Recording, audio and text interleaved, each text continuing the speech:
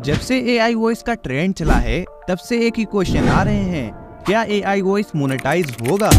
तो बिना खुद का दिमाग लगाए हमें YouTube पॉलिसी चेक करना बहुत जरूरी है कि YouTube इसके बारे में क्या कहता है। फिर उसके बाद ये 3 स्टेप करेंगे। एआई वॉइस कैसा होना चाहिए, कैसे एआई वॉइस जनरेट करें, एंड लास्ट में उसको एडिट कैसे करें कि वो YouTube की पॉलिसी में पास हो जाए। क्योंकि अगर तुम एआई वॉइस जनरेट कर भी लेते हो तब भी एक कंफ्यूजन जरूर होगा कि तुम्हारा वॉइस YouTube की पॉलिसी में पास होगा भी या नहीं। अब मुझे ये नहीं पता कि किस प्रॉब्लम की वजह से तुम एआई वॉइस यूज करना चाहते हो, पर अगर यूज करना ही है तो मैं तुमको जो भी स्टेप बताऊंगा सही से फॉलो कर लेना, क्योंकि वॉइस जनरेट करते टाइम तुमको कुछ प्रॉब्लम भी फेस करनी पड़ेगी, तो उसका सॉल्यूशन भी मैंने बता दिया है। मुझे सबसे पहले YouTube पॉलिसी चेक करना पड़ेगा। अब मैंने YouTube की पॉलिसी में बहुत रिसर्च किया एंड वहाँ पे मुझे ऐसा कुछ नहीं मिला कि मैं ये बोल सकूं कि एआई वॉइस मोनेटाइज नहीं होगा।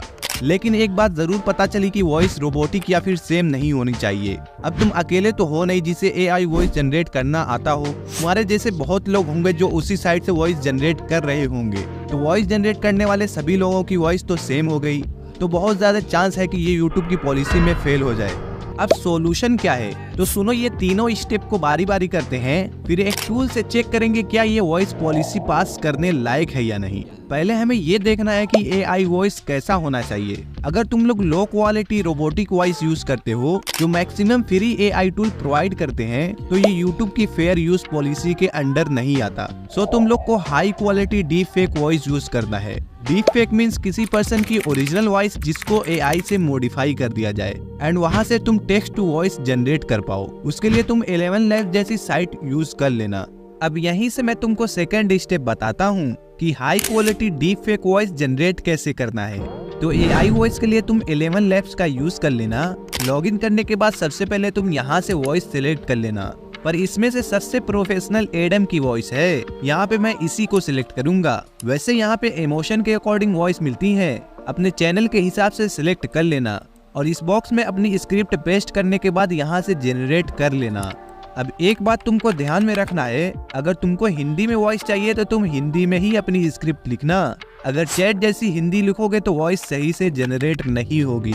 अब अगर तुम लोग 11 Labs यूज करते हो तो एक बहुत बड़ी प्रॉब्लम है, क्योंकि इसमें सिर्फ 10,000 कैरेक्टर ही मिलते हैं, जिससे तुम मैक्सिमम 5 मिनट की ही ऑडियो जनरेट कर पाओगे। तो बताता हूँ तुमको क्या करना है। यहाँ से सबसे पहले तुमको लॉग आउट हो जाना है। अब तुमको इस टेम्प मेल साइट पे आ जाना है, जहाँ से तुमको अनलिमिटेड ईमेल्स मिलेंगी और ओटीपी के लिए उसी ईमेल का इनबॉक्स भी मिलेगा। तो जब भी तुम्हारा 10,000 कैरेक्टर की लिमिट खत्म हो जाए तो यहाँ से ईमेल कॉपी करके दूसरा अकाउंट क्रिएट कर लेना। अब वॉइस तो तुमने जनरेट कर लिया है, लेकिन क्या ये YouTube मोनेटाइजेशन पॉलिसी को पास कर पाएगी? तो अभी वही चेक करेंगे। यहाँ पे तुमको रिसोर्सेज के ऑप्शन पे क्लिक करना है, फिर एआई स्पीच क्लासिफायर पे क्लिक करने के बाद तुमको यहाँ पे वही वॉइस अपलोड कर देना है जो तुमने अभी जनरेट की है एंड डिटेक्ट पर क्लिक करना है। अब प्रोसेस करने के बाद ये तुमको बता देगा कि तुम्हारी वॉइस रोबोटिक या सेम जैसी है या नहीं।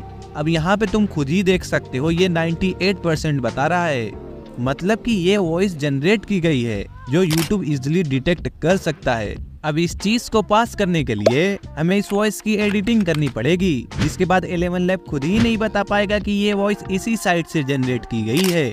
और मुझे पता है कि तुम में से मैक्सिमम ऑडियंस मोबाइल पे ही काम करती है, इसीलिए मैं इस वॉइस को मोबाइल पे ही एडिट करने वाला हूँ। मोबाइल पे एडिट करने के लिए Lexis ऑडियो एडिटर डाउनलोड करने के बाद यहाँ ओपन पर क्लिक करने के बाद अपनी वॉइस को इम्पोर्ट कर लेना।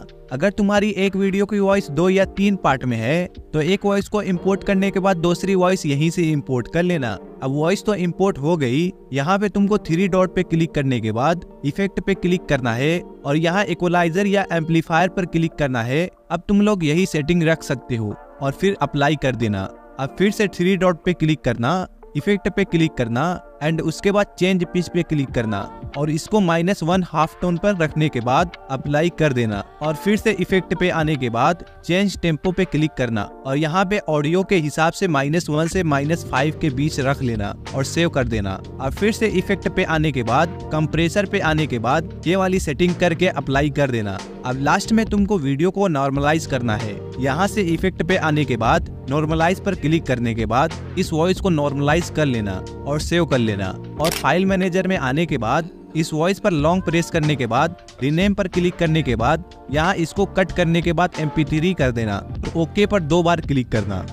तुम्हें इस वॉइस को इनहेंस करना है, उसके लिए गूगल पे एडोब पॉडकास्ट सर्च करने के बाद इस साइट पे आ जाना और यहाँ पे अपनी वॉइस अपलोड करने के बाद यहाँ से इनहेंस कर लेना और डाउनलोड कर लेना।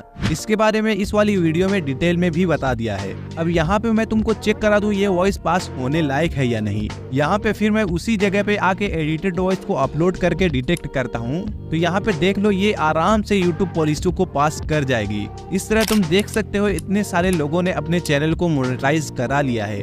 अब तुम लोग कुछ सोचो, उससे पहले मैं ये बता दूं तुम्हारी स्क्रिप्ट खुद की होनी चाहिए, ऐसा ना हो कहीं से भी उठा लो। हाँ, लेकिन चैट जीपीटी से जनरेट करके मॉडिफाई कर लेना, तब भी काम चल जाएगा। अब अगर यूट्यूब पे आना चाह रहे हो और नीश नहीं डिसाइड कर पा रहे हो तो ये वाली वीडियो जरूर चेकआउट कर लो, क्योंकि मैंने ऐसे निश्चित बताए हैं जो तुम्हारे लिए बेस्ट होंगी और अर्निंग एंड ग्रोथ दोनों भी जबरदस्त होगी।